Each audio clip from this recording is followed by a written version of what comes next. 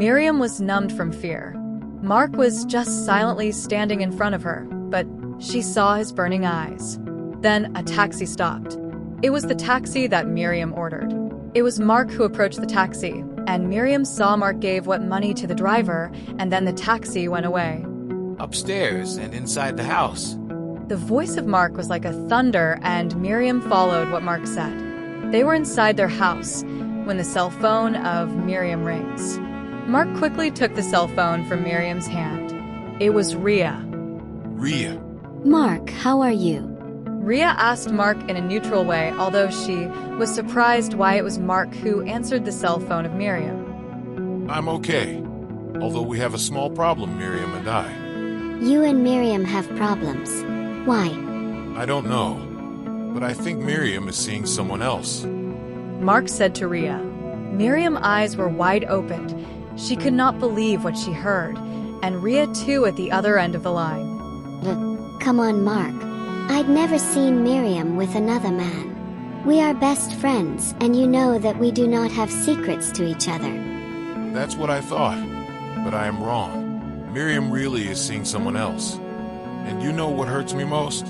She said I was the one who had another woman. Imagine, I am just out from the hospital and she accused me that. I'm sorry, Mark. I know nothing about it. Miriam told me nothing. I hope we could work this out, Rhea.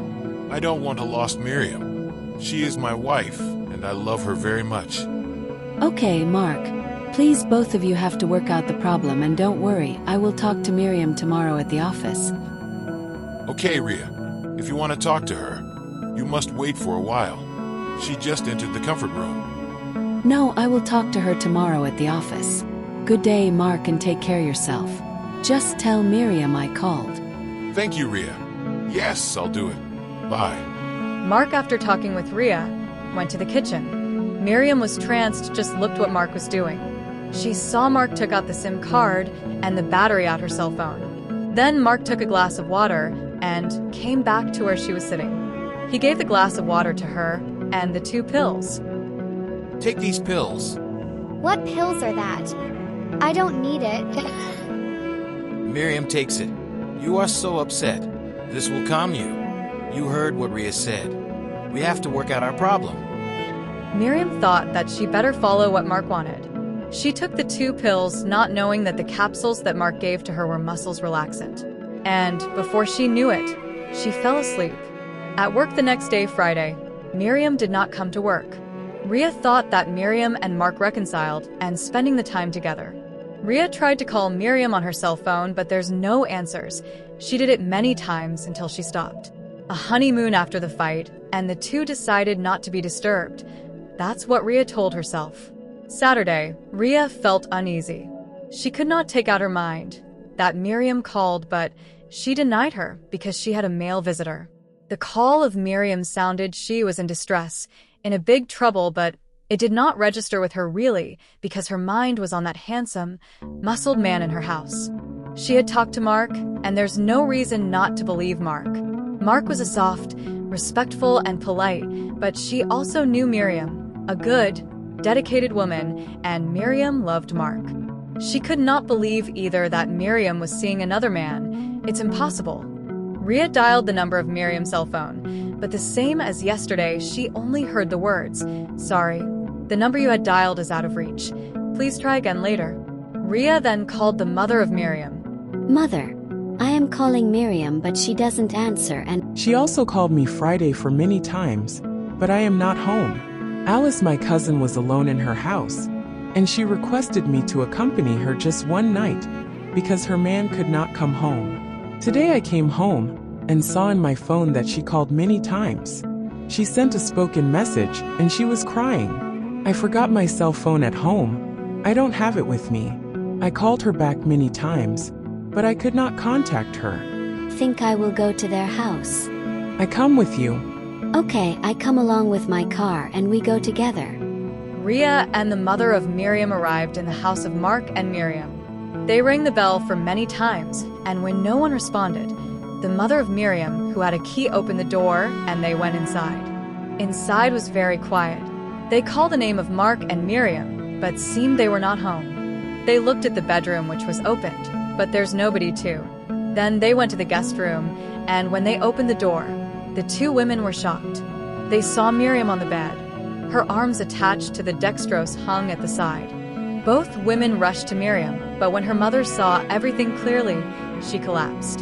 Rhea helped her to sit in a chair at the same time taking out her cell phone from her handbag and called the emergency number. And when asked if also police were needed, Rhea answered yes. Miriam was dead. Her body was full of bruises and cuts. One cut in her face was stitched, and also one on her head. Mark badly beaten Miriam and then played as doctor to her. A painful and tragic death. Mark was gone. Rhea felt guilty. Miriam needed help, but she was unable to give it her. Not because she was with a man, but of her nonchalant thoughts that there's nothing serious knowing both Mark and Miriam. Obviously, she doubted. Never she thought that Mark, because of the tumor in his brain, was becoming insane. Instead, she had her doubt to Miriam, and she kept asking herself why.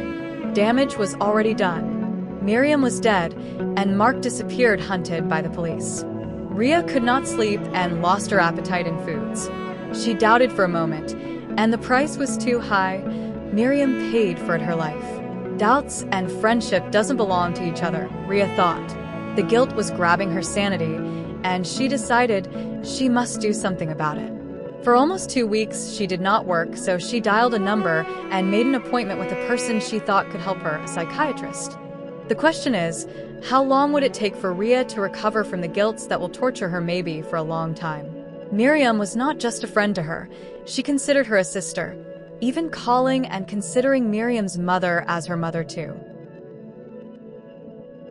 Here ends the story of friendship that a moment of doubt was destroyed tragically, calling all battered women to be alert.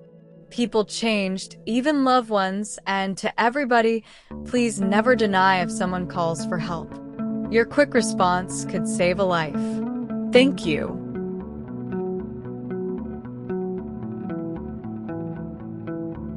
Disclaimer: any similarity of the events and characters in this story to any persons, living or dead, is coincidental and not intentional.